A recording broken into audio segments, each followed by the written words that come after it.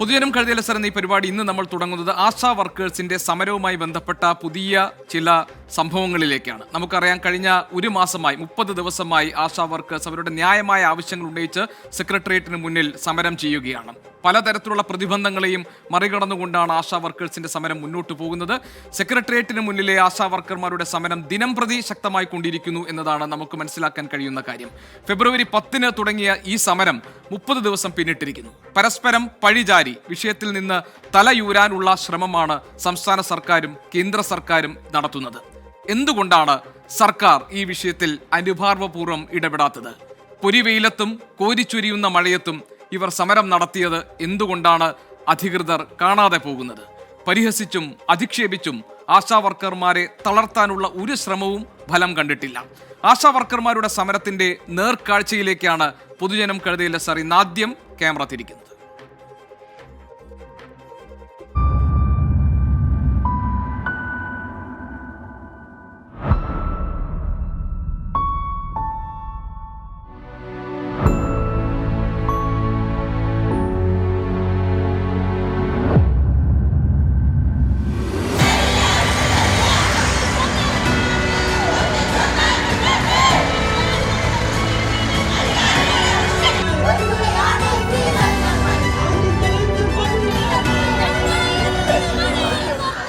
ഒരു മാസത്തിലേക്ക് എത്തി നിൽക്കുന്ന സമര പോരാട്ടം.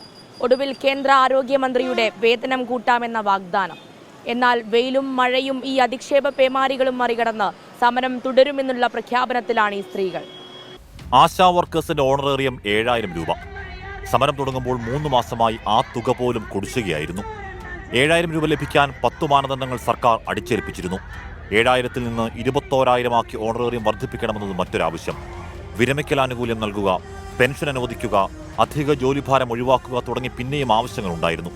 പക്ഷേ അതിന് മുൻകൈയെടുക്കാൻ ഭരണപക്ഷ തൊഴിലാളി സംഘടനയായ CITU തയ്യാറായില്ല. ആവശ്യമുന്നയിച്ച് സമരമിരിക്കാൻ പ്രതിപക്ഷ തൊഴിലാളി സംഘടനയായ INTUC ഉണ്ടായില്ല. അങ്ങനെയാണ് സ്വതന്ത്ര സംഘടനയായ Kerala ASHA health workers association സമരം തുടങ്ങിയത്. സമരം തുടങ്ങിയ 5-ാം നാൾ നാഷണൽ ഹെൽത്ത് മിഷൻ ഡയറക്ടറേറ്റിൽ നിന്നും സമരക്കാരെ ചർച്ചയ്ക്ക് വിളിച്ചു. ഫെബ്രുവരി 15-ന് സമരത്തിന്റെ 6-ാം ദിവസം ആശാ വർക്കേഴ്സ് കുടുംബസംഗമം നടത്താനായിരുന്നു തീരുമാനം. അന്നു രാവിലെ ആരോഗ്യമന്ത്രി വീണ ജോർജ് സമര നേതാക്കളെ ചർച്ചയ്ക്ക് വിളിച്ചു. പ്രതീക്ഷയോടെ ചർച്ചയ്ക്ക് പോയവർക്ക് നിരാശയാണ് ഫലം. ആദ്യം മുഖം തിരിച്ച പ്രതിപക്ഷ നേതാക്കൾ സമരപ്പന്തലിലേക്ക് എത്താൻ മത്സരിച്ചു.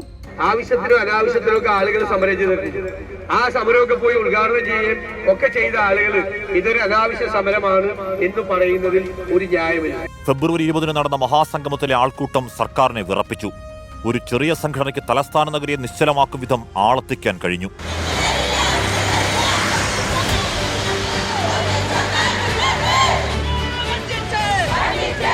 പിന്നാലെ 3 മാസം കുടിശ്ശികയിൽ നിന്നും 2 മാസത്തെ കുടിശ്ശികയുടെ തുക അനുവദിച്ചു. സമരത്തിന്റെ ആദ്യ വിജയം. ദിവസങ്ങൾക്ക് ശേഷം 1 മാസത്തെ ഓണറേറിയം കൂടി അനുവദിച്ചതോടെ കുടിശ്ശിക തീർന്നു. അതിനിടയിൽ ഓണറേറിയം മാനദണ്ഡങ്ങളും ഒഴിവാക്കുന്നുവെന്ന അറിയിപ്പ് വന്നു. സമരം അവസാനിപ്പിക്കാൻ ആശാ വർക്കേഴ്സ് തയ്യാറായില്ല. ഓണറേറിയം വർധനയും വിരമിക്കൽ ആനുകൂല്യവും അനുവദിക്കാതെ സമരം നിർത്തില്ല എന്നതാണ് നിലപാട്. ഇതിനിടയിൽ സമരക്കാർക്ക് നേരെ അധിക്ഷേപത്തിന്റെ പെരുമഴയെത്തി. ഇവിടെ ചില പാട്ടപ്പിരിവ് സംഘക്കാരുണ്ട്, അവരാണ് അതിന്റെ പിന്നിൽ. പേര് ഞാൻ പറയുന്നില്ല, നിങ്ങൾക്കറിയാം. പാട്ടപ്പിരിവാണ് അവരുടെ ഉപജീവന മാർഗം. അതിനുള്ള വഴി ഉണ്ടാക്കുകയാണ്. ഇതും ഏതോ ഒരു ഈർക്കിൾ സംഘടന, അവർക്ക് ഒറ്റക്ക് അവരുടെ സംഘടനാ ശക്തി കൊണ്ടൊന്നല്ല ഇത് സംഭവിക്കുന്നത്. ഇതിന്റെ പിന്നിൽ ആരോ ഉണ്ടാവാം. മിനി എന്ന് പറഞ്ഞ ഒരു സാംക്രമിക രോഗം പരത്തുന്ന ഒരു കീടമുണ്ട്. ഇതിനിടയിൽ ആശാവർക്കർമാരോട് അനുഭാവപൂർവമായ സമീപനമെന്ന് ആരോഗ്യമന്ത്രി അറിയിച്ചു. സാമ്പത്തിക പ്രതിസന്ധിയാണ് പ്രശ്നം എന്ന് ധനമന്ത്രി KN ബാലഗോപാൽ പറഞ്ഞു. കേരളത്തിന് നൽകേണ്ടതായിട്ടുള്ള കേന്ദ്രം കമ്മിറ്റ് ചെയ്തിട്ടുള്ള തുക അത് നൽകണം എന്നുള്ളത് ആവശ്യപ്പെട്ടുകൊണ്ട് ഡൽഹിയിൽ സമരം ചെയ്യുന്നതിന് ഞാൻ അവരുടെ ആശമാർക്കൊപ്പം അവിടെ സമരം ചെയ്യാൻ തയ്യാറാണ്. ഈ ആശാ മേഖലയിൽ പ്രവർത്തിക്കുന്ന സഹോദരിമാരോട് ഞങ്ങൾക്ക് അങ്ങേയറ്റം അനുഭാവപൂർവമായ സമീപനമാണ്. നിങ്ങൾ ചെയ്യാവുന്ന എല്ലാ ന്യായമായ കാര്യങ്ങളും അത് ചെയ്യും എന്നുള്ളതിനകത്ത് യാതൊരു തർക്കവുമില്ല. സമരത്തിനിടെ PSC ചെയർമാനും അംഗങ്ങൾക്കും ലക്ഷങ്ങൾ വർദ്ധിപ്പിച്ചു നൽകിയത് സാമ്പത്തിക പ്രതിസന്ധി എന്ന വാദത്തിന്റെ മുനയൊടിച്ചു. സമരക്കാർ മഴ നനയാതിരിക്കാൻ കെട്ടിയ ടാർപോളിൻ അഴിച്ചു മാറ്റിയതും വിവാദമായി.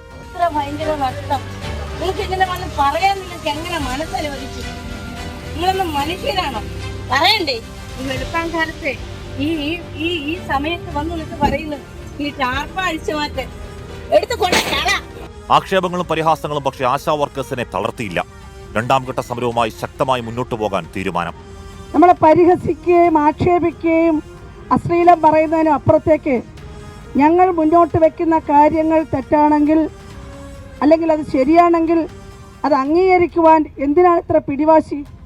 ഞങ്ങൾക്ക് മനസ്സിലാവുന്നില്ല സർക്കാരിന് എന്തിനാണ് പിടിവാശി. ഞങ്ങളോട് പലരും വന്ന് ചോദിക്കുന്നു, നിങ്ങൾ സെറ്റിൽ ചെയ്യില്ലേന്ന്. ആരാണ് സെറ്റിൽ ചെയ്യേണ്ടത്?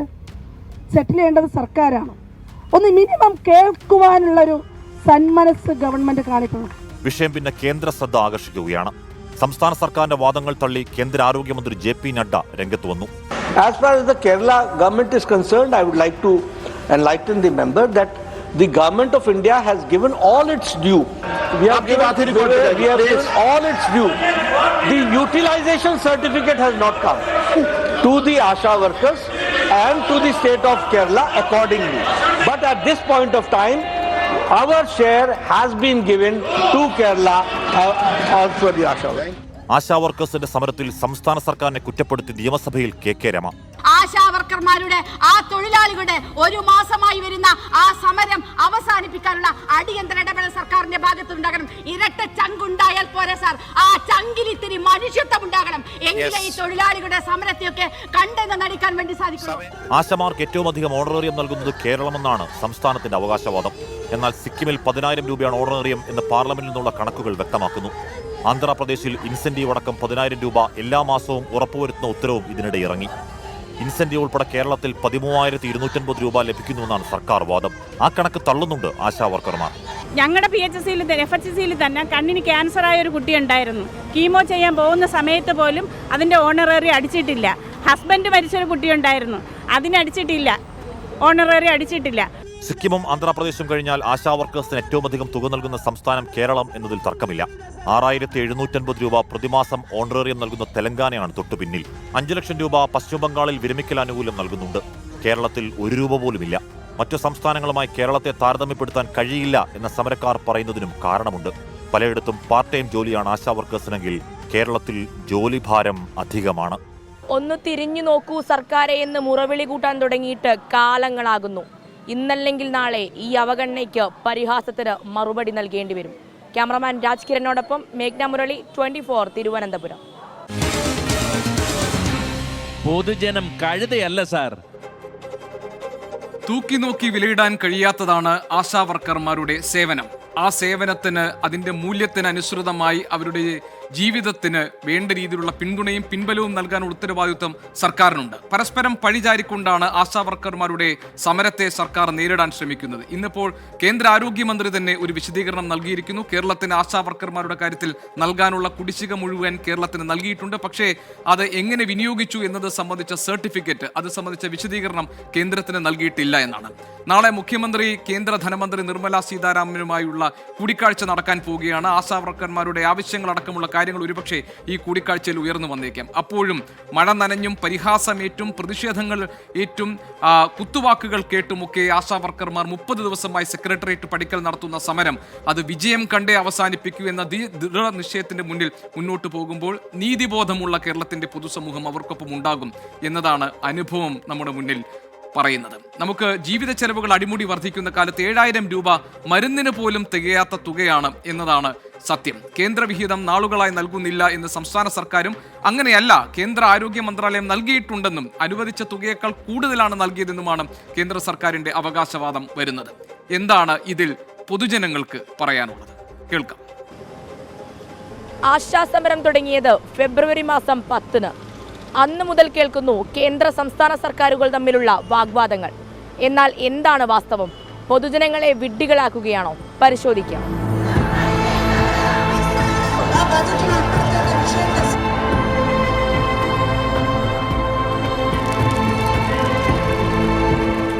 ഒരുപക്ഷെ അവർ ആദ്യം തുടങ്ങിയത് ഈ കൊറോണ കാലത്താണ്. അപ്പം അന്ന് അവരാവശ്യം ഉണ്ടായിരുന്നു, സർക്കാരിന് അവരാവശ്യമില്ല. അതാണ് കുഴപ്പം. ഏതെങ്കിലും ഒരു കാര്യത്തിന് ഇവർ തമ്മിൽ അടികൂടാത്തതുണ്ട്. ഇവർക്ക് പൈസ ഇല്ലയെന്ന് അവർ പിന്നീട് കേന്ദ്രത്തിനെ കുറ്റം പറയും, കേന്ദ്രം ഞങ്ങൾ കൊടുക്കുന്നുണ്ടെന്ന് ഇവരെ കുറ്റം പറയും, കണക്ക് കാണിക്കുന്നില്ല, അതില്ല. പരസ്പരം അങ്ങോട്ടും ചെല്ലും വഴിയാരുക എന്നുള്ളതല്ല. രണ്ടുപേരും ഇങ്ങനെ മത്സരിച്ച് പറയുമ്പോൾ നമുക്കറിയില്ലല്ലോ ഇവരാരാണ് നല്ലത് ചെയ്യണത്, നല്ലത് അല്ലാത്തത് ചെയ്യുന്നതെന്ന്. അവർക്ക് തന്നെ അറിയാം, അവരോട് തന്നെ ചോദിക്കണം. ഈ രണ്ടുപേർക്കേ അറിയാവും. കേന്ദ്രത്തിനും നമ്മളെ ഇവിടുത്തെ മുഖ്യമന്ത്രിക്ക് അറിയാൻ പറ്റും. കഷ്ടമാണ് അവരുടെ കാര്യം. അവർക്ക് എത്രയും പെട്ടെന്ന് നീതി നേടി കൊടുക്കണം. ശരിയെന്ന് പറഞ്ഞാൽ ഈ പാവപ്പെട്ടവരെ സഹായിക്കാത്തെന്താ? ഇവർ ദൂർത്തടിക്കുന്നതല്ലേ എന്നാണ് എനിക്ക് തോന്നുന്നത്. ദൂർത്തടിക്കുന്നത് പണമൊക്കെ എവിടെ പോയി? ചോർന്നു പോയോ? മോഷ്ടിച്ചോണ്ട് പോയോ? ഇവർ ദൂർത്തടിച്ചതല്ലേ? സർക്കാർ വിചാരിച്ച ഒരു ദിവസം കൊണ്ട് തീരുന്ന പരിപാടി. കേരളത്തിലുള്ളവർ കേന്ദ്രത്തിന് കുറ്റം പറഞ്ഞിട്ട് കാര്യമില്ല. കേന്ദ്രവും കേരളവുമായിട്ട് ശരിയാക്കി കൊടുക്കുക. അവരും മനുഷ്യരല്ലേ. 10-30 ദിവസമല്ലേ സമരം. സംസ്ഥാനമാണ് ഈ വൃത്തികേടുകൾ അത്രയും കാണിക്കുന്നത്. പ്രത്യേകിച്ച് കഴിഞ്ഞ 10 വർഷത്തിന് ശേഷം പിണറായി വന്നതിന് ശേഷം ഓരോ ദിവസവും സകല തരത്തിലും നാടിനെ നശിപ്പിച്ചുകൊണ്ടിരിക്കുകയാണ്. അതിനെപ്പറ്റി പ്രതീക്ഷിക്കുന്നില്ല. കാരണം എനിക്ക് കിട്ടുന്നില്ലല്ലോ. അപ്പോൾ പിന്നെ അവർക്ക് കിട്ടുന്നില്ല. എന്തുമാത്രം ബുദ്ധിമുട്ടിയാണെന്നറിയോ കഴിയുന്നത് ഈ പെൻഷൻ ഇല്ലാത്തത് കൊണ്ട്. മിക്കവാറും കാണത്തില്ല. അതാ ഇപ്പം 73 കോടിയൊക്കെ അനുവദിച്ചെന്നൊക്കെ ആളുകൾ പറയുന്നുണ്ട്. പറച്ചിൽ മാത്രമേ ഉള്ളൂ.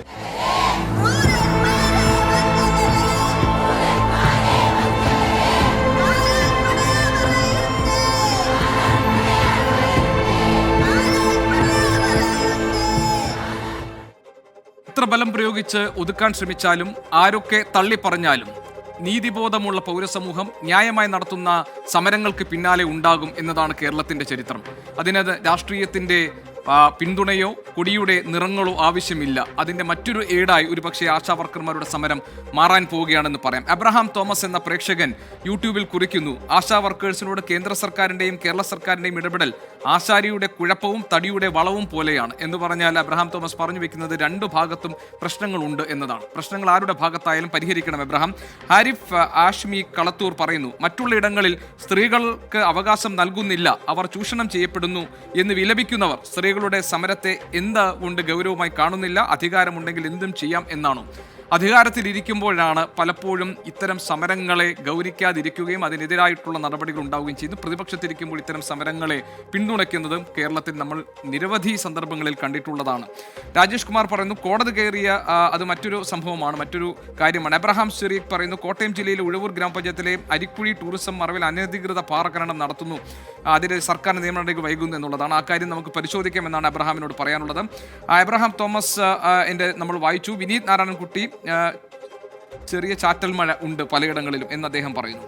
ഏതായാലും ആശാ വർക്കർമാരുടെ കാര്യത്തിൽ സർക്കാർ പരിഹാരം കാണുമോ എന്നാണ് രവികുമാർ PB ചോദിക്കുന്നത്. പരിഹാരം കാണട്ടെ, അത് വിജയിക്കട്ടെ ആ സമരം എന്നാണ് നമുക്ക് പറയാനുള്ളത്. കഴിഞ്ഞ ദിവസങ്ങളിലായി സംസ്ഥാനത്തെ +2 പരീക്ഷകളുടെ ചോദ്യപേപ്പറുകൾക്കെതിരെ 24ന്റെ കമന്റ് ബോക്സിലും അല്ലാതെയുമൊക്കെ വ്യാപകമായ പരാതികൾ ഉയർന്നു വരുന്നുണ്ട്. കുട്ടികളും മാതാപിതാക്കളും ഈ വിഷയത്തിൽ വലിയ അതൃപ്തിയും അമർഷവും ഒക്കെ രേഖപ്പെടുത്തുന്നത് നമ്മൾ കാണുന്നു. കെമിസ്ട്രി, ഫിസിക്സ് പരീക്ഷകൾ കഠിനമായത് വിദ്യാർത്ഥികൾക്കിടയിൽ വലിയ മാനസിക സമ്മർദ്ദം ഉണ്ടാക്കിയിട്ടുണ്ടെന്നും തുടർന്നുള്ള പരീക്ഷകൾ കഠിനമാകുമോ എന്ന ഭയത്തിലുമാണ് വിദ്യാർത്ഥികളെന്നും രക്ഷിതാക്കൾ ആശങ്കയോടെ അറിയിക്കുന്നുണ്ട്. അത്തരമൊരു റിപ്പോർട്ടിലേക്കാണ് ഇനി നമ്മൾ കടക്കുന്നത്. ഫസ്റ്റ് ഫിസിക്സ് എക്സാം ആയിരുന്നു. ഫിസിക്സ് എക്സാമിൻ്റെ പാറ്റേൺ മാറ്റി എന്ന് നമ്മൾ കാണുമ്പോൾ തന്നെ നമ്മൾ ഇനിയുള്ള എക്സാമിന് അതിനുവേണ്ടി പ്രിപ്പയർ ചെയ്യും. പക്ഷെ അതിനുള്ളൊരു ഗ്യാപ്പ് ഉണ്ടായിരുന്നില്ല. സത്യം പറഞ്ഞാൽ ആദ്യത്തെ ക്വസ്റ്റ്യൻ കണ്ടപ്പോൾ തന്നെ ഫുൾ ബ്ലാങ്ക് എന്ന് പറഞ്ഞാൽ ബാക്കി ക്വസ്റ്റ്യൻസ് വായിക്കുമ്പോൾ തന്നെ ഭയങ്കര ഡീഗ്രേഡിങ്ങും കോൺഫിഡൻസും ഒക്കെ പോയി. വാരിക്കോരി A+ നൽകുന്ന പരിപാടികൾ അവസാനിപ്പിക്കും, അന്താരാഷ്ട്ര തലത്തിൽ വിദ്യാർത്ഥികളെ പരീക്ഷകൾ എഴുതാൻ സജ്ജമാക്കും തുടങ്ങിയ കാര്യങ്ങളായിരുന്നു വിദ്യാഭ്യാസ മന്ത്രി ആവിഷ്കരിക്കാൻ വെച്ചിരുന്ന പദ്ധതികൾ. മാറ്റങ്ങളൊക്കെ നല്ലത് തന്നെ. എന്തായാലും +2 വിദ്യാർത്ഥികളെ ആകെ വിയർപ്പിക്കുന്നതായിരുന്നു കഴിഞ്ഞ ദിവസം നടന്ന പരീക്ഷകൾ. +2 ബോട്ടണി, കെമിസ്ട്രി, ഫിസിക്സ്, കൊമേഴ്സ് വിഷയങ്ങളുടെ ചോദ്യപേപ്പറുകൾക്കെതിരെയാണ് പരാതി. മോഡൽ പരീക്ഷകളുടെ മാതൃകയിലുള്ള ഒരു ചോദ്യം പോലും ഉണ്ടായിരുന്നില്ല. ആദ്യ ഭാഗങ്ങളിലെ 1 മാർക്കും 2 മാർക്കും അടങ്ങിയ ചോദ്യങ്ങൾ ആകെ കുഴപ്പിച്ചു. അവസാന ഭാഗത്തെ ചോദ്യത്തിന്റെ ഉപചോദ്യങ്ങളിൽ 2 എണ്ണം എഴുതിക്കഴിഞ്ഞാൽ 2 എണ്ണം അറിയാത്ത അവസ്ഥ. ഫിസിക്സിലും കെമിസ്ട്രിയിലും ഒരു ചോദ്യത്തിന് പോലും കൃത്യമായി ഉത്തരം നൽകാൻ കഴിഞ്ഞില്ല തുടങ്ങി ചോദ്യപേപ്പറുകൾക്കെതിരെ പരാതി പ്രവാഹം. ഫിസിക്സ് 14 ചാപ്റ്ററും പഠിച്ച് പ്രീവിയസ് ഇയർ നോക്കിപ്പോയ ഒരാൾ ക്വസ്റ്റ്യൻ പേപ്പർ കണ്ടപ്പോൾ ശരിക്കും നല്ല വിഷമമായി കണ്ടപ്പോൾ, പഠിച്ചതുള്ളതും കൂടെ മറന്നുപോയി കണ്ടപ്പോൾ. അങ്ങനെ സത്യം പറഞ്ഞാൽ ഫിസിക്സിൻ്റെ മോഡൽ ഭയങ്കര എളുപ്പമായിരുന്നു. അത്ര ഇപ്പോൾ ഈ ബോർഡ് എക്സാമിൻ്റെ പാറ്റേൺ മാറ്റുവാണെങ്കിൽ ഈ മോഡൽ എക്സാം ആ രീതിക്ക് ആക്കിയ എന്താ, ഈ മോഡൽ ഭയങ്കര ഡയറക്റ്റ് ഭയങ്കര എളുപ്പം തന്നിട്ട് ബോർഡ് എക്സാമിൽ വേറൊരു പാറ്റേൺ ആണ് അവർ തന്നെ. അപ്പോൾ ഈ മോഡൽ എക്സാമിൻ്റെ ഒരു ആവശ്യകത അവിടെ ഇല്ല. ഇതുപോലത്തെ ഒരു പാറ്റേൺ ആയിരുന്നു നേരത്തെ ഒരു സാമ്പിളായിട്ട് പറഞ്ഞിരുന്നെങ്കിൽ ഇത്തിരി കൂടി പ്രിപ്പയർ ആവായിരുന്നു. 40% ചോദ്യങ്ങൾ ലളിതമായിരിക്കണമെന്നതും അടുത്ത 40% ശരാശരി നിലവാരമുള്ളതും ബാക്കി 20% കഠിനമായിരിക്കണമെന്ന ചോദ്യകർത്താവിന്റെ വാശിയാണ് പ്രകടമായതെന്ന് രക്ഷിതാക്കൾ പറയുന്നു. കുട്ടികൾക്കിടയിൽ ഉണ്ടാക്കിയത് വലിയ പരീക്ഷാ പേടിയും മാനസിക സമ്മർദ്ദവുമെന്നും രക്ഷിതാക്കൾ. ഒരു പരീക്ഷ ഫിസിക്സ് ടഫായിരുന്നു, അപ്പോൾ അത് കഴിഞ്ഞിട്ട് കെമിസ്ട്രി ടഫായപ്പോൾ ഇനിയിപ്പോൾ അടുത്തത് മാത്സ് വരുമ്പോഴേക്കും ഓൾറെഡി മനസ്സിൽ അവർക്ക് പേടി കയറി, ഇനി എങ്ങനെയായിരിക്കും അടുത്ത പരീക്ഷ. അപ്പോൾ അത് അവരുടെ പ്രിപ്പറേഷന് നന്നായിട്ട് ബാധിക്കുന്നുണ്ട് എന്നാണ് പറയാനുള്ളത്. എക്സാമിന് ഞാൻ കഴിഞ്ഞിട്ട് വിളിക്കാൻ വന്നപ്പോൾ ആ പാടെ വളരെ ഗ്ലൂമിയായിട്ട് നിൽക്കുന്നു. ചോദിച്ചപ്പോൾ പറഞ്ഞു, നമ്മൾ ഒരിക്കലും ഉദ്ദേശിക്കുന്നതിലുള്ള ക്വസ്റ്റ്യനല്ല വന്നിരിക്കുന്നത്, ഇത് എത്രയോ വർഷങ്ങൾക്ക് മുമ്പ് ആരൊക്കെയോ പരീക്ഷിച്ചിട്ട് പോയ ക്വസ്റ്റ്യനാണ് ഇട്ടിരിക്കുന്നത്. ഡയറക്റ്റ് ആയാലും ഇൻഡയറക്റ്റ് ആയാലും ഒന്നും മനസ്സിലാകുന്നില്ല. വരാനിരിക്കുന്ന ഗണിത പരീക്ഷയും ബുദ്ധിമുട്ടാകുമെന്ന അങ്കലാപ്പിലാണ് വിദ്യാർത്ഥികൾ. മൂല്യനിർണ്ണയത്തിൽ ഇളവുണ്ടായില്ലെങ്കിൽ പരീക്ഷയിൽ പരാജയപ്പെടുമെന്ന ഭയവും വിദ്യാർത്ഥികൾ പങ്കുവയ്ക്കുന്നു. വിദ്യാഭ്യാസ രംഗത്തുണ്ടാകുന്ന മാറ്റങ്ങൾക്കൊന്നും രക്ഷിതാക്കളും അധ്യാപകരും എതിരല്ല. പരീക്ഷകൾ കഠിനമാകുമ്പോൾ വിദ്യാർത്ഥികൾ നേരിടുന്ന മാനസിക സംഘർഷവും ചെറുതല്ല. പൊതുവിദ്യാഭ്യാസ വകുപ്പിന്റെ ഭാഗത്തും കൃത്യമായ ഇടപെടലുണ്ടാകണം. മൂല്യനിർണ്ണയത്തിൽ ഇളവുണ്ടാകുമെന്ന പ്രതീക്ഷയിലുമാണ് വിദ്യാർത്ഥികൾ. കൊച്ചിയിൽ നിന്ന് മേയർ അഭിജിത്തിനൊപ്പം YS അഭിനന്ദ്, 24. പൊതുജനം കഴുതയല്ല സാർ.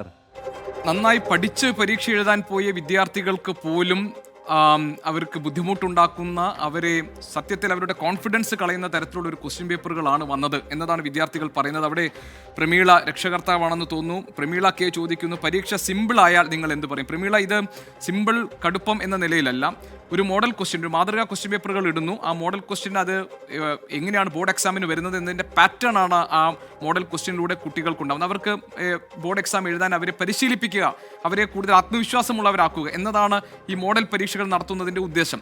പക്ഷേ അതിൽ നിന്ന് തികച്ചും ഭിന്നമായി, തികച്ചും വിപരീത സ്വഭാവമുള്ള തരത്തിൽ ഈ ചോദ്യങ്ങൾ വരുമ്പോഴാണ് കുട്ടികൾക്ക് ആശയക്കുഴപ്പം ഉണ്ടാകുന്നത്, അവരുടെ ആത്മവിശ്വാസത്തെ അത് ഇല്ലാതാക്കുന്നത്. അതുകൊണ്ടാണ് ഇത്രയധികം ആശങ്കയോടുകൂടി രക്ഷിതാക്കൾ ഇതിനോട് പ്രതികരിക്കുന്നത്. രവികുമാർ ചോദിക്കുന്നു, പലപ്പോഴും സിലബസിൽ ഇല്ലാത്ത ചോദ്യങ്ങൾ ഉൾപ്പെടുത്തി വിദ്യാർത്ഥികളെ വലയ്ക്കുന്നുണ്ട്. അത് മറ്റൊരു പ്രധാനപ്പെട്ട പ്രശ്നമാണ്. ഇപ്പോൾ സിലബസിൽ ഇല്ലാത്ത ചോദ്യം, സിലബസുമായി ബന്ധപ്പെട്ട കുട്ടിയുടെ IQ ലെവൽ ടെസ്റ്റ് ചെയ്യുന്ന ചോദ്യങ്ങളാകാം, പക്ഷേ സിലബസുമായി ചേർന്ന് നിൽക്കാത്ത ചോദ്യങ്ങൾ വരുമ്പോൾ അതും സ്വാഭാവികമായും കുട്ടികളെ വല്ലാതെ ടെൻഷൻ അടിപ്പിക്കും. നമുക്കറിയാം, വലിയ സമ്മർദ്ദത്തിന് നടുവിലാണ് വിദ്യാർത്ഥികൾ പരീക്ഷ എഴുതാൻ പോകുന്നത്.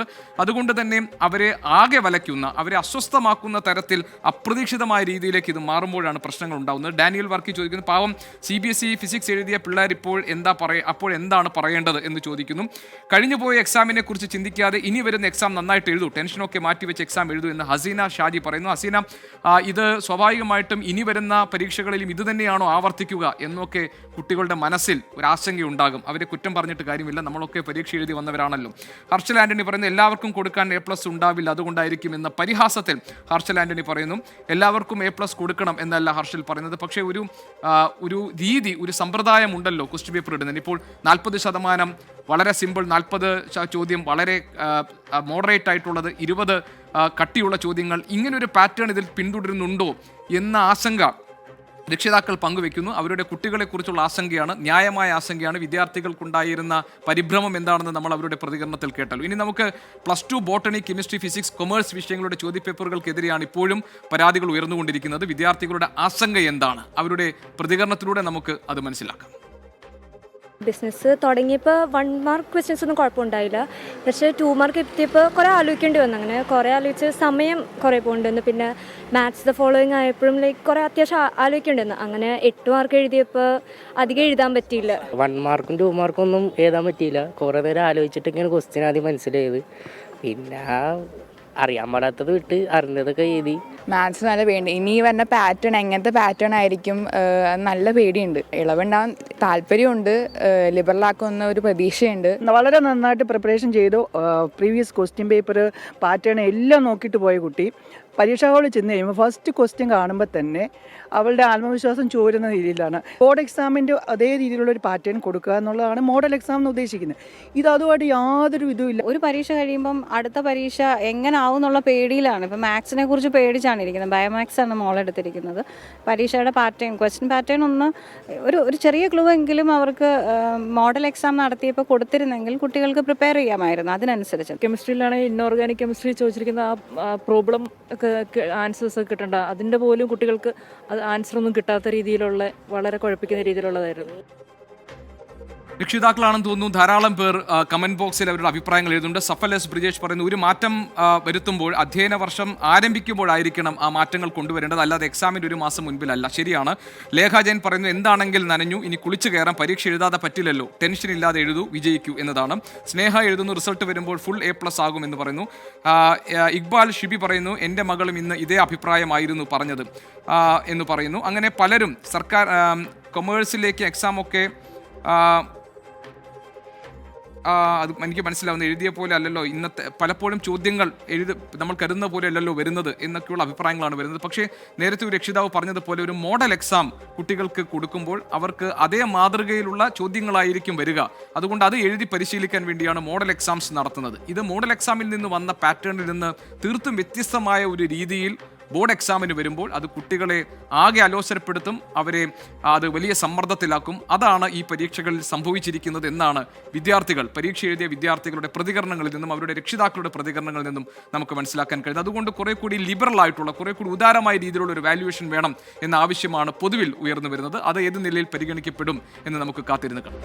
പൊതുജനം കഴുതൽ സർ ഈ പരിപാടി തുടരുകയാണ്. പല ആളുകളും പലതരത്തിലുള്ള പ്രതികരണങ്ങൾ ഈ പരീക്ഷയുമായി ബന്ധപ്പെട്ട അവരുടെ ആശങ്കകൾ, രക്ഷിതാക്കളാണ് കൂടുതൽ പേരും എന്നാണ് ഞാൻ മനസ്സിലാക്കുന്നത്, അവരുടെ ആശങ്കകൾ പങ്കുവെച്ചുകൊണ്ടിരിക്കുകയാണ്. ഏതായാലും ഇനിയുള്ള പരീക്ഷകൾ കുട്ടികൾക്ക് എളുപ്പമാകട്ടെ, കുറെ കൂടി ഉദാരമായ, കുറെ കൂടി ലിബറൽ ആയിട്ടുള്ള ഒരു വാല്യുവേഷൻ ഉണ്ടാകും എന്ന് നമുക്ക് പ്രതീക്ഷിക്കാം. അത്രമാത്രമേ ഈ സന്ദർഭത്തിൽ പറയാൻ പറ്റൂ. തിരുവനന്തപുരം ധനുവച്ചപുരത്ത് മരം മുറിക്കുന്നതിനിടയിൽ കൊമ്പൊടിഞ്ഞ് തലയിൽ വീണ തൊഴിലാളിക്ക് ദാരുണാന്ത്യം. പൂവാർ നെല്ലിമൂട് സ്വദേശി വിക്രമനാണ് മരിച്ചത്. മരം മുറിക്കുന്നതിനിടയിൽ കൊമ്പ് ഒടിഞ്ഞ് തലയിൽ വീണാണ് അപകടമുണ്ടായത്. തൊഴിലാളി ഇപ്പോഴും സുരക്ഷാ ബെൽറ്റിൽ കുരുങ്ങിക്കിടക്കുന്നു എന്നതാണ് വേദനിപ്പിക്കുന്ന വാർത്തയാണ് ഇപ്പോൾ നമുക്ക് വരുന്നത്. തിരുവനന്തപുരത്ത് ഞങ്ങളുടെ പ്രതിനിധി അജീഷ് ജയകുമാർ ഉണ്ട്. അജീഷ്, ഈ ദൃശ്യം വല്ലാതെ വേദനിപ്പിക്കുന്നതാണ്. അജീഷ്, എന്താണ് സംഭവിച്ചത്?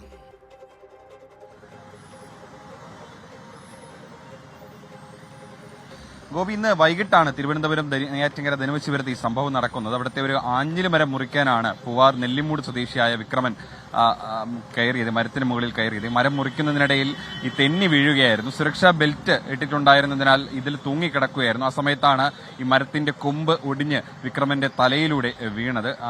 തൽക്ഷണം തന്നെ വിക്രമൻ മരിച്ചു. പക്ഷേ ഈ ബെൽറ്റ് തൂങ്ങിക്കിടക്കുന്നതിനാൽ മൃതദേഹം താഴെ എത്തിക്കാൻ സാധിച്ചിട്ടില്ല. തൊഴിലാളികൾ ഫയർഫോഴ്സിന്റെ സഹായം അഭ്യർത്ഥിച്ചിട്ടുണ്ട്. ഫയർഫോഴ്സ് ഇപ്പോൾ സ്ഥലത്തെത്തി ഈ വിക്രമനെ താഴെ ഇറക്കുന്നതിനുള്ള നടപടികൾ നടത്തിവരികയാണ്. എന്തായാലും ദാരുണമായ സംഭവം വൈകിട്ടാണ് നടന്നത്. ശരി, അജീഷ് ജയകുമാറാണ് തിരുവനന്തപുരത്ത് നിന്നും ഈ വേദനിപ്പിക്കുന്ന വിവരം പങ്കുവച്ചത്. കുറേ നാളുകൾ നമ്മൾ ചർച്ച ചെയ്തതാണ് മുണ്ടക്കൈ ചൂരൽമല ദുരന്തബാധിതരുടെ പ്രശ്നങ്ങൾക്ക് ശാശ്വതമായ പരിഹാരം എപ്പോഴുണ്ടാകും എന്നത്. പട്ടിക ഓരോ തവണ പുറത്തിറക്കുമ്പോഴും അതിലും ഒരുപാട് ആക്ഷേപങ്ങൾ ഉയരുന്നു. പലപ്പോഴും പട്ടിക കൃത്യമാകുന്നില്ല എന്ന ആക്ഷേപങ്ങൾ നേരിടുന്നു. ടൗൺഷിപ്പ് എന്ന സർക്കാരിൻ്റെ വാഗ്ദാനം എന്ന് നടപ്പാകും എന്ന ചോദ്യം നിരവധി കോണുകളിൽ നിന്ന് ഉയരുന്നു. ദുരന്ത ബാധിതരുടെ ജനകീയ സമര മുന്നണിയാവട്ടെ സമരരംഗത്ത് വളരെ സജീവമായി നിൽക്കുന്നു. സംസ്ഥാന സർക്കാരിനെതിരെ പ്രതിപക്ഷം രംഗത്ത് വരുന്നു. കേന്ദ്രം വേണ്ട രീതിയിൽ ഇടപെട്ടില്ല എന്നുള്ള വലിയ വിമർശനങ്ങൾ സർക്കാർ ഉയർത്തുന്നു. ഇതൊക്കെയായിരുന്നു നമ്മൾ കണ്ടുകൊണ്ടിരുന്ന ചിത്രം. ആ ചിത്രത്തിന് മാറ്റം വരാൻ പോകുന്നുണ്ടോ? മുണ്ടക്കൈ ചൂരൽമല ഉരുൾപൊട്ടൽ ദുരന്ത ബാധിതരുടെ ടൗൺഷിപ്പിന് ഈ മാസം 27-ന് മുഖ്യമന്ത്രി തറക്കല്ലിടും. നിയമസഭയിലാണ് ഈ പ്രഖ്യാപനം ഉണ്ടായിരിക്കുന്നത്. കേന്ദ്രത്തിൻ്റേത് ക്രൂരമായ അവഗണനയാണെന്ന് റവന്യൂ മന്ത്രിയും പ്രതിപക്ഷവും ഇന്ന് സഭയിൽ കുറ്റപ്പെടുത്തി. പുനരധിവാസ പ്രവർത്തനങ്ങളിൽ സംസ്ഥാന സർക്കാരിന് ഗുരുതര വീഴ്ചയുണ്ടായി എന്ന് പ്രതിപക്ഷ നേതാവ് VD സതീശൻ ഇന്ന് സഭയിൽ പറഞ്ഞു. അതേസമയം പുനരധിവാസവുമായി ബന്ധപ്പെട്ട് വിവിധ വിഷയങ്ങൾ ഉയർത്തി സമരത്തിലേക്ക് കടക്കുകയാണ് ജനശബ്ദം ആക്ഷൻ കമ്മിറ്റി. മുണ്ടക്കൈ ചൂരൽമല ദുരന്തബാധിതരുടെ പുനരധിവാസവുമായി ബന്ധപ്പെട്ട കാര്യങ്ങളിലേക്ക് സംസ്ഥാന സർക്കാർ മുന്നോട്ട് പോവുകയാണ്. എന്നാൽ ദുരന്തബാധിതർ ഉന്നയിക്കുന്ന പല ചോദ്യങ്ങൾക്കും ഇപ്പോഴും വ്യക്തമായ മറുപടി ലഭിച്ചിട്ടില്ല. ഈ സാഹചര്യത്തിൽ സമരവുമായി മുന്നോട്ട് പോവുകയാണ് ആക്ഷൻ കമ്മിറ്റി. നമുക്കെല്ലാവർക്കും ചേർന്ന് ബഹുമാനപ്പെട്ട മുഖ്യമന്ത്രിയും പ്രതിപക്ഷ നേതാവും നമ്മളെല്ലാവരും ചേർന്ന് ഈ വരുന്ന മാർച്ച് മാസം 27-ാം തീയതി അവിടെ നിർമ്മിക്കുന്ന ടൗൺഷിപ്പിന്റെ തറക്കല്ലിട്ട നിർമ്മാണ പ്രവർത്തനത്തിലേക്ക് കേരളം പോകാൻ പോവുകയാണ്. നമ്മളെല്ലാവരും ഒരുമിച്ചായിരിക്കും ആ കാര്യങ്ങളിൽ ഉണ്ടാവുക എന്ന കാര്യം കൂടി ഞാൻ ഈ സഭയെ അറിയിക്കുകയാണ്. പുനരധിവാസം വൈകുന്നെന്ന് ചൂണ്ടിക്കാട്ടി പ്രതിപക്ഷം കൊണ്ടുവന്ന അടിയന്തര പ്രമേയ നോട്ടീസിന് മറുപടി പറയുമ്പോഴായിരുന്നു മന്ത്രിയുടെ ഈ പ്രഖ്യാപനം. കൽപ്പറ്റ MLA T സിദ്ദിഖാണ് വിഷയം നിയമസഭയിൽ ഉന്നയിച്ചത്. പുനരധിവാസം വൈകിയെന്ന് സമ്മതിച്ച റവന്യൂ മന്ത്രി കേന്ദ്രവും കോടതി ഇടപെടലുമാണ് ഇതിന് കാരണമെന്നും പറഞ്ഞു. കേന്ദ്രം സംസ്ഥാനത്തിന്റെ മുമ്പാകെ ഒരു ഗാർഡിയൻ ഏഞ്ചലായി അവതരിപ്പിക്കണം. സാർ, യഥാർത്ഥത്തിൽ ഗാർഡിയൻ ഏഞ്ചലായിട്ടല്ല, ചെകുത്താനായിട്ട് അവതരിക്കുന്ന സ്ഥിതിവിശേഷമാണ് കേന്ദ്ര ഗവൺമെന്റ് ഈ നാടിനോടും ഈ നാട്ടിലെ മനുഷ്യരോടും ചെയ്യുന്നത് എന്ന് നാം കാണുകയാണ്. കേരളത്തോട് കേന്ദ്രത്തിന്റേത് ക്രൂരമായ അവഗണനയാണെന്ന് പ്രതിപക്ഷവും കുറ്റപ്പെടുത്തി. എന്നാൽ ദുരന്തമുണ്ടായി 8 മാസമായിട്ടും ഗുണഭോക്താക്കൾക്കുള്ള പട്ടിക പോലും അന്തിമമാക്കാത്ത സംസ്ഥാന സർക്കാരിന് ഗുരുതര വീഴ്ചയുണ്ടായെന്ന് പ്രതിപക്ഷ നേതാവ്. സാർ, 8 മാസമായിട്ട് ഒരു ലിസ്റ്റ് ഇതുവരെ പൂർത്തിയായിട്ടില്ല ദുരന്തബാധിതരുടെ. അതാണ് ഗൗരവമുള്ള സാർ വിഷയം. ഇവിടെ ആ ലിസ്റ്റിൽ ഇപ്പോഴും കോൺട്രഡിക്ഷൻ. എത്രമാത്രം പ്രശ്നങ്ങളാണ് ഈ ലിസ്റ്റിൽ മുഴുവൻ അപാകതകളുടെ കൂമ്പാരമാണ്. അതേസമയം പുനരധിവാസത്തിലെ പൊരുത്തക്കേടുകൾ ഉയർത്തി സമരത്തിലേക്ക് നീങ്ങുകയാണ് ജനശബ്ദം ആക്ഷൻ കമ്മിറ്റി. മറ്റന്നാൾ കളക്ടറേറ്റ് ഉപരോധിക്കാനാണ് തീരുമാനം. 10 സെന്റിൽ തന്നെ പുനരധിവാസം ഉറപ്പാക്കണം, വീട് വേണ്ടാത്തവർക്ക് ധനസഹായം 40 ലക്ഷം രൂപ നൽകണം തുടങ്ങിയ ആവശ്യങ്ങളാണ് ദുരന്തബാധിതർ പ്രധാനമായും ഉന്നയിക്കുന്നത്. പടവെട്ടിക്കുന്ന്, റാട്ടപ്പാടി, മുണ്ടക്കൈപ്പാടി, അട്ടമല എന്നിവിടങ്ങളിൽ നിന്ന് ടൗൺഷിപ്പിലേക്ക് മാറാൻ താല്പര്യമുള്ള കുടുംബങ്ങളെ പരിഗണിക്കണം. ഇത്തരം ആവശ്യങ്ങൾ കൂടി ഉന്നയിക്കപ്പെടുന്നുണ്ട്. ഇനി മറ്റാരെയും ഉപദ്രവിക്കാതെ ഒരു സമരം, ഒരു കളക്ടറേറ്റിന്റെ ഒരു മൂലയിലൊക്കെ പോയിരുന്ന സമരം ചെയ്യുന്ന ഒരു നിലപാടായിരുന്നു ഞങ്ങളുടെ ഭാഗത്തുനിന്നുണ്ടായിരുന്നത്. പക്ഷെ അതിനൊന്നും അധികാരികൾ കണ്ണു തുറക്കുന്നില്ല. അതുകൊണ്ട് തന്നെ അടുത്ത വഴി എന്ന് പറഞ്ഞാൽ കളക്ടറേറ്റ് ഉപരോധിച്ചുള്ള ഒരു സമരമാണ്. നാളെ പടവെട്ടിക്കുന്ന നിവാസികൾ ദുരന്തഭൂമിയിൽ പ്രതിഷേധിക്കുകയാണ്. മറ്റന്നാൾ റവന്യൂ മന്ത്രി കെ രാജൻ ജില്ലയിലെത്തും. പുനരധിവാസവുമായി ബന്ധപ്പെട്ട് റവന്യൂ വകുപ്പ് തയ്യാറാക്കിയ സമ്മതപത്രത്തിൽ ഒപ്പിട്ട് നൽകുമ്പോഴുള്ള നിബന്ധനകളിൽ പല ആശയക്കുഴപ്പവും ഉണ്ടെന്നാണ് സംഘടനകൾ ചൂണ്ടിക്കാട്ടുന്നത്. പടവെട്ടിക്കുന്നും റാട്ടപ്പാടിയും അട്ടമലയും അടക്കമുള്ള പ്രദേശങ്ങൾ ദുരന്തബാധിതരുടെ പട്ടികയിലേക്ക് ഇനിയും എത്തിയിട്ടില്ല. ഈ സാഹചര്യത്തിലാണ് സമരം ശക്തമാക്കാനുള്ള തീരുമാനത്തിലേക്ക് ദുരന്തബാധിതരുടെ സംഘടനകൾ എത്തുന്നത്. മനു ദാമോദരനൊപ്പം സുർജിത്ത് അയ്യപ്പത്ത്, 24 വയനാട്. ഈ വാർത്ത കണ്ടുകൊണ്ടിരിക്കുന്ന പ്രേക്ഷകരിൽ ചിലർ കുറിക്കുന്നു, വസന്തകുമാരി പെട്ടെന്നൊരു പുനരധിവാസം സാധ്യമാകട്ടെ എന്ന്. അതുപോലെ തന്നെ സ്നേഹ പറയുന്നു, വീടുകൾ നഷ്ടപ്പെട്ട എല്ലാവർക്കും വീട് കിട്ടട്ടെ, അവരുടെ സന്തോഷം തിരിച്ചു കിട്ടട്ടെ എന്ന് പ്രാർത്ഥിക്കാം എന്നാണ്. അതുപോലെ പിന്നെ അങ്ങനെ പല പല ആളുകൾ അവരുടെ അഭിപ്രായങ്ങൾ രേഖപ്പെടുത്തുന്നുണ്ട്. അതായത് ചുരുക്കത്തിൽ ഇതാണ്, ദുരന്തബാധിതരുടെ പുനരധിവാസം എന്നത് വളരെ വേഗം നടക്കട്ടെ. ഏതായാലും 27-ാം തീയതി ടൗൺഷിപ്പിന് വേണ്ടിയുള്ള തറക്കല്ലിടൽ നടക്കുമ്പോഴും വേണ്ടത്ര ഒരു ശ്രദ്ധയോടുകൂടിയല്ല ഈ പട്ടികയൊക്കെ തയ്യാറാക്കിയിട്ടുള്ളത്. അർഹരായ പലർക്കും ആ പട്ടികയിൽ ഇടം പിടിക്കാൻ കഴിഞ്ഞിട്ടില്ല. ഇതിൽ ഒരുപാട് പ്രശ്നങ്ങൾ ഇപ്പോഴും പരിഹരിക്കപ്പെടാതെ കിടക്കുന്നുണ്ട് എന്ന ആക്ഷേപം ഉന്നയിച്ചുകൊണ്ടാണ് സംഘടനകൾ, ജനശബ്ദം പോലെയുള്ള സംഘടനകൾ സമരരംഗത്തേക്ക് ഇറങ്ങുന്നത്. ഈ പ്രശ്നത്തെ സർക്കാർ എങ്ങനെയാണ് പരിഹരിക്കാൻ പോകുന്നത് എന്നൊരു പ്രധാനപ്പെട്ട ചോദ്യമാണ്. ഏതായാലും റവന്യൂ മന്ത്രി കെ രാജൻ മറ്റന്നാൾ സ്ഥലത്തെത്തുന്നുണ്ട്. ഒരുപക്ഷെ ഈ സമരത്തിൽ ഇരിക്കുന്നവരുമായി ചർച്ച നടത്തി പ്രശ്നം പരിഹരിക്കാൻ വേണ്ടിയുള്ള ശ്രമങ്ങൾ ഉണ്ടായേക്കും. ഏതായാലും ചുരുക്കി പറഞ്ഞാൽ പുനരധിവാസം ആഗ്രഹിക്കുന്ന, അതിന് കാത്തു നിൽക്കുന്ന ദുരന്തബാധിതർക്ക് അത് എത്രയും വേഗം സാധ്യമാകട്ടെ എന്ന് നമുക്ക് കരുതാം. കഴിഞ്ഞ ദിവസങ്ങളിൽ നമ്മൾ വളരെയധികം ചർച്ച ചെയ്തതാണ്. ഒരുപക്ഷെ കേരളത്തിൽ ഒരിക്കലും ഒരു ചർച്ചയായി മാറേണ്ടതല്ലാതിരുന്ന, പാടില്ലാത്തൊരു കാര്യമായിരുന്നു ജാതിയുമായി ബന്ധപ്പെട്ട പ്രശ്നങ്ങൾ. കാരണം ജാതി ചോദിക്കുന്നതും ജാതി പറയുന്നതും ജാതിയുടെ പേരിൽ വിവേചനം ഉണ്ടാകുന്നതും ഒക്കെ ഏതോ കാലത്ത് നമ്മൾ തള്ളിപ്പറഞ്ഞ് അതിനും മുന്നോട്ട് സമൂഹം പോയിക്കൊണ്ടിരിക്കുകയും പുരോഗതിയുടെ പുതിയ പടവുകൾ കയറുകയും ചെയ്യുന്ന സമയത്തും നമ്മളെ പിന്നാക്കം വലിക്കുന്ന ചില പ്രവർത്തികൾ ഉണ്ടാകുന്നുണ്ട് എന്നതാണ് സമൂഹത്തിൽ ഈ അടുത്ത കാലത്തെ ചില സംഭവങ്ങൾ നമ്മളോട് പറയുന്നത്. അതിലൊന്നാണ് കൂടൽമാണിക്യം ക്ഷേത്രത്തിലെ കഴകം തസ്തികയിൽ ആ നിയമനവുമായി ബന്ധപ്പെട്ട് ഉയർന്നു വന്നിരുന്ന വിവാദങ്ങൾ. ആ വിവാദത്തിനൊടുവിൽ ഇന്ന് സംഭവിച്ചിരിക്കുന്നത്, ക്ഷേത്രത്തിലെ ജാതി വിവേചനത്തിൽ മനം നൊന്ത് കടുത്ത തീരുമാനവുമായി കഴകം ജോലിക്ക് നിയമനം ലഭിച്ച VA ബാലു കടക്കുന്നു.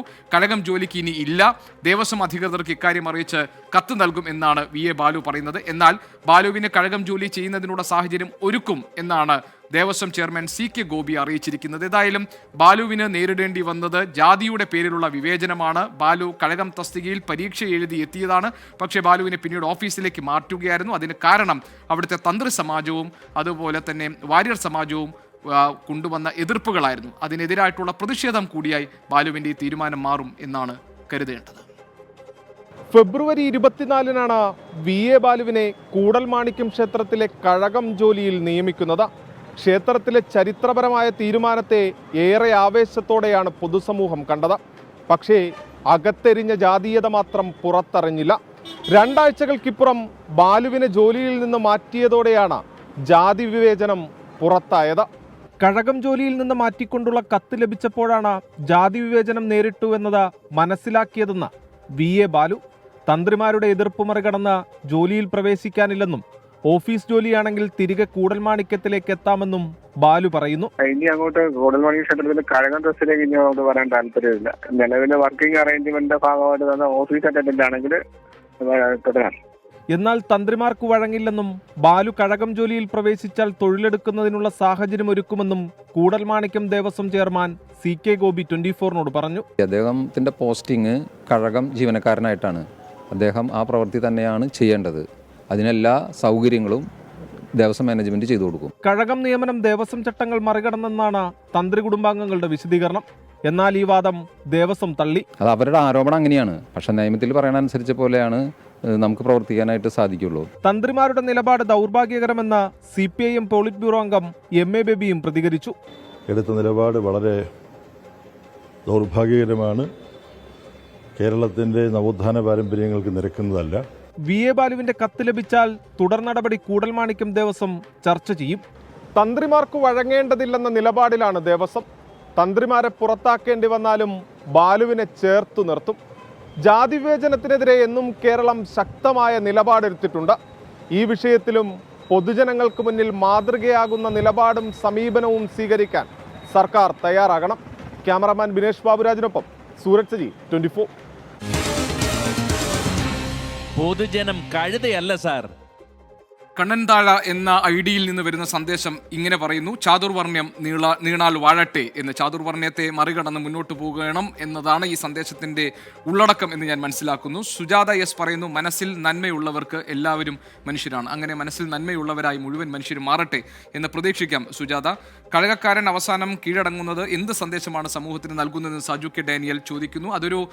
അതൊരു പ്രതിഷേധത്തിന്റെ ഭാഗമായിട്ടുള്ള ഒരു തീരുമാനമായി വേണം നമ്മൾ ആ തീരുമാനത്തെ കാണാൻ എന്നാണ് എനിക്ക് തോന്നുന്നത്. അല്ലാതെ അതൊരു കീഴടങ്ങലായിട്ടല്ല കാണേണ്ടത് എന്നാണ് അതിൽ നിന്ന് മനസ്സിലാക്കാൻ പറ്റുന്നത്. ഏതായാലും പുരോഗമന കേരളം ഇന്ന് എപ്പോഴും അഭിമാനത്തോടുകൂടി പറയുന്ന, അഹങ്കരിക്കുന്ന നമ്മുടെ സമൂഹത്തിന് തീർത്തും അപമാനകരമായ ഒരു സംഭവമായിപ്പോയി കൂടൽമാണിക്യം ക്ഷേത്രത്തിൽ ഉണ്ടായത്. ഇനിയും നമ്മൾ ജാതി പറയണോ? പൊതുജനത്തിന് ഈ വിഷയത്തിൽ എന്ത് അഭിപ്രായമാണുള്ളത്? കേൾക്കൂ. അതൊന്നും നിലനിൽക്കുന്ന ഒരു കാര്യമില്ല എന്നുള്ളതാണ് എൻ്റെ അഭിപ്രായം. കാരണം ഈ ഒരു സാഹചര്യത്തിൽ ഇപ്പോൾ അതിൻ്റെ ജാതീയമായിട്ടുള്ള അധിക്ഷേപങ്ങളൊക്കെ മാറ്റി നിർത്തി എല്ലാവരും ഈക്വലായിട്ട് കാണേണ്ട ഒരു ആണ് എൻ്റെ അഭിപ്രായം. കാലഘട്ടങ്ങൾ മാറിയത് മനസ്സിലാവാതെയുള്ള പ്രവർത്തനം. എന്നാൾ MP നമ്മുടെ സുരേഷ് ഗോപി തന്നെ പറഞ്ഞ പോലെ അതിൻ്റെ ഒന്നും ആവശ്യമില്ലല്ലോ. പക്ഷെ ഞാൻ ആ സമുദായമായിട്ട് അങ്ങനെ ബന്ധമില്ലാത്തതുകൊണ്ട് എനിക്കധികം അതിനെ കുറിച്ച് ആഴമായിട്ടൊന്നും പറയാറില്ലെങ്കിലും ജാതി മത ഭേദങ്ങളൊക്കെ ഒന്ന് ഒഴിവാക്കി നിർത്തി പെരുമാറിയാൽ നമുക്കെല്ലാവർക്കും ഒന്നിച്ച് ജീവിക്കാം, ഒന്നിച്ച് പോവാം, ഒരു സൗഹാർദ്ദത്തിൽ പോവാം, ഒരു യൂണിറ്റി കൊണ്ടുവരിക, അത്രേ വേണ്ടൂ. ജാതി വിവേചനത്തിന് ആധുനിക കാലത്തിന് പ്രസക്തിയില്ല.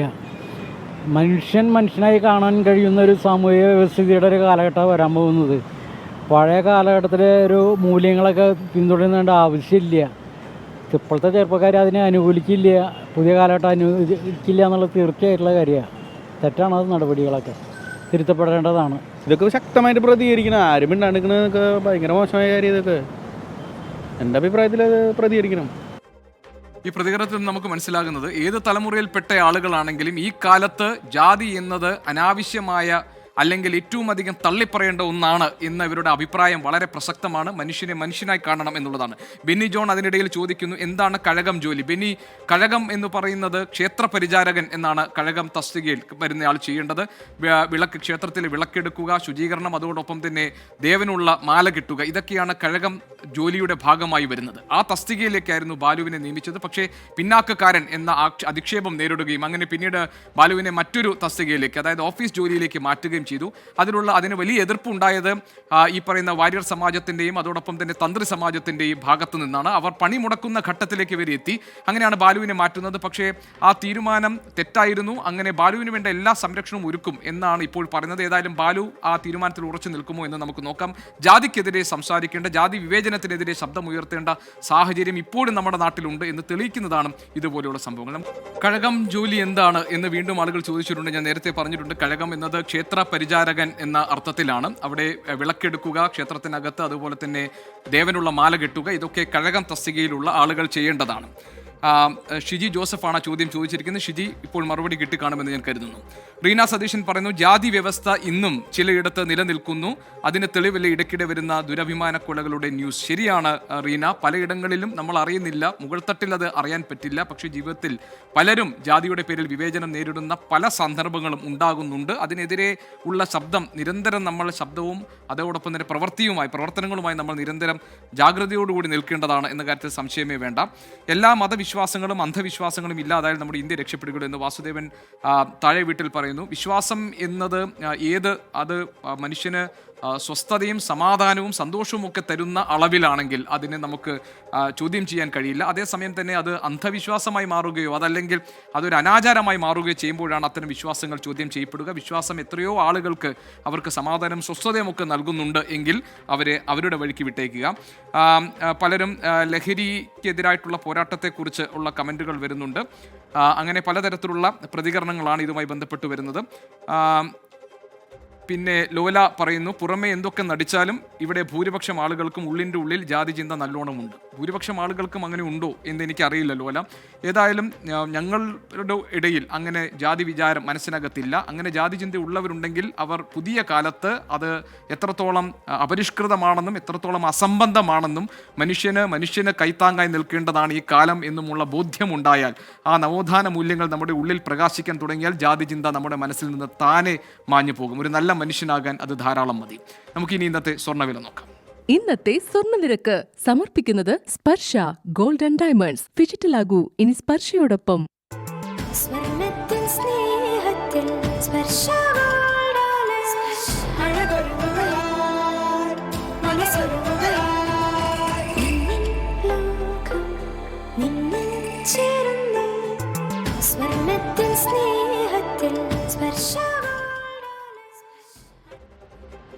പൊതുജനം കഴുതലസർ എന്ന ഈ പരിപാടിയുടെ ഇന്നത്തെ എപ്പിസോഡ് ഇവിടെ പൂർത്തിയാവുകയാണ്.